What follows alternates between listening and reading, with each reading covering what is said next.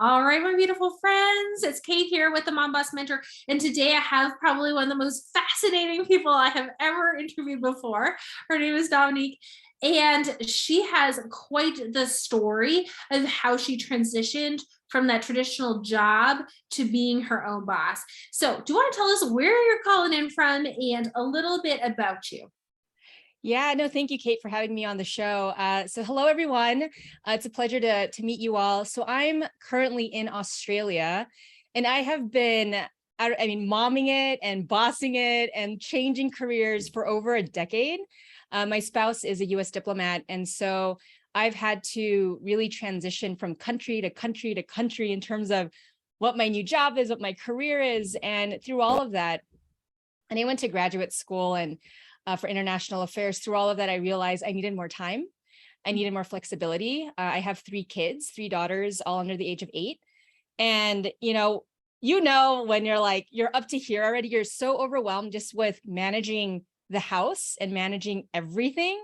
I'm like, all right, how can I create a better work life for myself that I can have more control over?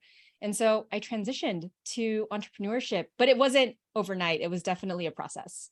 Okay, first of all, I did not know you had a graduate degree. So I also have a graduate degree, which some people would say, like, why would you do so much schooling and then Yeah. completely pivot?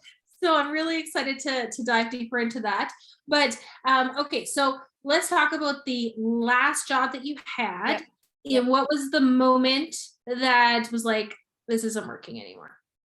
Yeah, so I went all the way with becoming a U.S. diplomat myself. I went through a test and did all the interviews, and I worked for a year in a position in Peru. I was speaking Spanish all day, doing interviews, all these things, and I was meeting like a lot of amazing colleagues from around the world, doing VIP visits, everything that I had ever imagined when I was in grad school. So I went to grad school at Georgetown, and in terms of experiencing that, I'm like, I love this, but there is something else for me. And I don't know what that is. I can't put my finger on it, but it's something else. But even in that job, I started to do workshops. I would do goal setting workshops with my team. And then I realized I'm like, oh, I just love workshopping. I just love it. I've always done it since I was a Peace Corps volunteer. All you do is workshop it out and facilitate discussion. And it was that moment I realized, like, oh, I need to be doing more of this. What can I do and shift into so then I can be teaching and coaching and mentoring? And so the moment that I decided and I said yes to myself was when I had my parents over. And of course, as first generation college grad, graduate school, all these great things, I was really nervous about what my parents would say. And I took them out to a nice ceviche restaurant in Peru. And we had a little bit of the pisco sours, a little bit tipsy here and there. But then I told my dad, I'm like, hey, because I was nervous about what he would say. I wanted his approval. And I said, Dad, I don't, I'm doing this for me. I'm going to leave my job. I'm going to leave this position and I'm going to go pursue my own business once we go to our next country. And he didn't say anything. He just he smiled. And then my mom, which is so great because she's such a great mom. She's like, oh, like, does it make you happy? And I'm like, yeah, it does.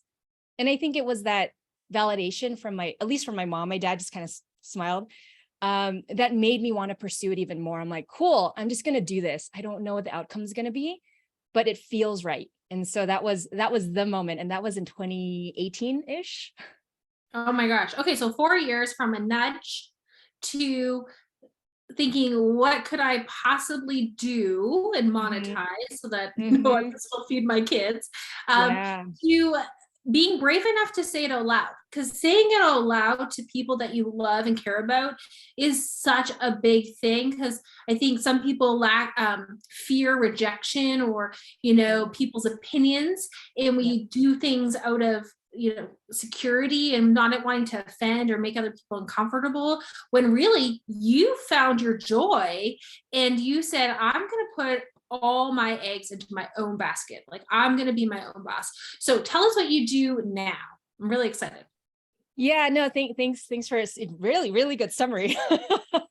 So what I do, I basically help, folks, women entrepreneurs, entrepreneurial women high-performing women, ambitious women that want to transition to a more fulfilling career.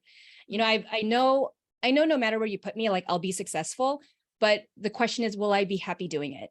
And I think a lot of us who are very, very talented, we know that we're skilled, but then where do you put those skills to use where you are of most service and where you have, I don't want to say the most control, but the most ability to serve to serve. Like, and I found in other positions, I couldn't serve the way I wanted to serve. And that for me that's my value as an entrepreneur, as a person, is service. How do I give people, how do I help people reach their potential? And I know that sounds like super, like, I don't know, just so idealistic, but I think it's possible, except we have been taught or conditioned to pursue success, and it's okay to be miserable. I'm like, no, it's not okay to be miserable. You should be happy, not happy. You should be feeling some positive emotion as you're pursuing your own definition of success. And so I do coaching, I do workshops, I do speaking engagements. I wrote a book. Where's my book? It was right here just a second ago. Where'd it go? But I wrote a book, and I'm in this space now. It's called Live Your New Story, Discover Your Best Self and Live Your Best Life. Of meeting people like Kate, like it's so wild to see, like, I get to do the thing that I love, and I get to continue building skills and building networks, and it works for me. It works for our family. It works for, like, I have the time and space to be able to go to my kid's afternoon tea for her soccer practice, and I wouldn't be able to do that if I was working a 9 to 5. And so that's like what I'm doing now. And to caveat it, I have a spouse who does provide, income is a lot of the income. Because when I first started, I wasn't making any income. But then as I progressed and I started learning how to monetize and how to be a better entrepreneur and business owner, all of that started to develop. So I think you hit it on the nail for a couple things. One is having those layers of support, financial and emotional, right? But also that place of service. Like when you're serving others as an entrepreneur, I don't care what service or product you sell, if you come from a place of serving others in a place of wanting to help, right, or lift them, it'll all work out. Like, I truly think it's so cliche, but it's like so true that the worst thing people can do is to like hide in a shell and keep what they have a secret, because somebody out there is looking exactly what you have to offer, or needs to hear your story, or needs to have what your gifts are, and you need to share them, right? Yeah, Kate, you are on fire right now. It's like, yeah, keep it coming. Keep it coming. We all need this like hype person, right? And so you and I, we've only talked twice. Like, it's not like you and I are best friends, but this is the power of connections in this global issue of moms that are feeling so frustrated or unappreciated or undervalued or unfulfilled, because it might not even be an external factor that's causing the feelings. It could just be that's not what you're destined to do. But once you unleash that, or like unpackage it and become, watch out. Right?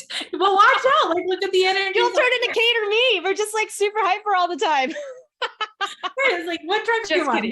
The drug of life. Like, this is the amazing life of being your own boss and just doing things because it feels good, and it makes you happy. And when you're happy, your kids are happy. And when your kids are happy, guess what? Your marriage is happy, because nobody likes crazy, happy kids, right? So happiness is, I guess, undervalued.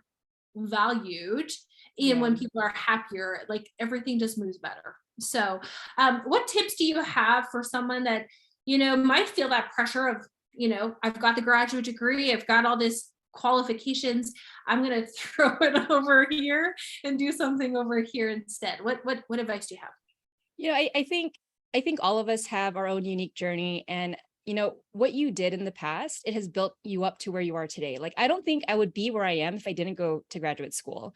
I wouldn't have that perspective. I wouldn't have had those experiences, because I interned in Indonesia. I interned at the Senate, like, I had all of those experiences, and it shaped who I am.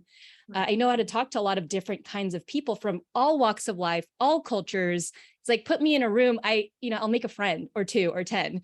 And so if you're like considering, like, gosh, I went to law school, or I went to medical school, like even longer times of schooling, and you're just not happy where you are, you don't have to accept that. And so by being aware of that, you don't have to accept it, and you're smart enough and you've proven to yourself that you can do hard things. Starting a business or moving into a new career is just another hard thing to do. But if it's for you, just go through it, because you're going to see who you become at the other end of it. And it's like, wow, if I had just known sooner, or I would have given myself the permission or taken that courageous step. And all of us high achievers, entrepreneurs, like, you got a grad degree. What are you doing with it now? I'm like, I made a lot of great connections, and I know a lot of people in Washington, D.C., but that helps me with what I do. Those are my circles, and those are the people that I connect with. So it's not a waste. It's actually, it adds value to who you are and how you've grown as a person. I think too, as an entrepreneur though, it's relationship focused. Like if you're always thinking about, I need another client, I need another sale, I need this, I need that. Like I'm always looking for what's in it for me. Like it's not fulfilling, and it's not joyous, and it's not easy, right? But if you're just having fun connecting with humans that you have met through your life and serving them, how can you serve them, or how can you support them where they're at in their life? Not looking for nothing, but I want to share my story, like your book. I want to share your story. I want to share, your journey, because your journey is different than my journey. You had a life moment that made you decide or gave you the opportunity to make that transition. Where for me, it was this gradual, like, gnawing. And, there really are 3 types of people. And I read this the other day. I know. I read this the other day, and it was really interesting. 3 types of people: the people who stay the same and complain, right? Don't feel fulfilled, like not good. The second type of person will go, but they'll find comfort in the same cycle. So they'll go and they'll like apply for other jobs, hoping it'll be different, but they do exactly the same thing and go down that path every 2 years. That was me. Every 2 years, I was looking for a new job, same kind of job, because I like the security. But then the third type of person are like, you know what, this is not right. And they completely break the mold or break through. And they learn, but they also flourish in the process. So it's just really interesting that there's 3 different types of people. And I just want anyone that's listening, grab her book, connect with her, get to know her story, but be open-minded to that there's different ways to be, and that happiness has value in your soul and your life, and you can take that any direction you want. But if that's the message you need, like, just know that it's okay to say, like you did to your mom, yes, this will make me happy. And guess what? Now you're happy, right? Like, I see you smiling, so I know you're happy. It's not fake. It's not fake. So thank you so much for your time. Any final comments that you want to share? Otherwise, the links are in the comments. Subscribe to my show, subscribe to her show, connect with her. Definitely a pleasure. Oh no, thank you so much, Kate. Just one last message. If there is something within you that's saying, go try this out, and it's a really quiet whisper, and you keep like pushing it to the side, listen to it, honor it, trust it, because that's the essence of who you are. You're destined to do a lot of amazing things in your life, but you have to say yes to that voice. Yeah. Oh, 100%. Thank you so much for that. That's how great ideas like podcasts and books are developed, right? Okay. Well, thank you so much, everyone. Stay tuned for another episode, and thank you. We'll chat with you soon, friend.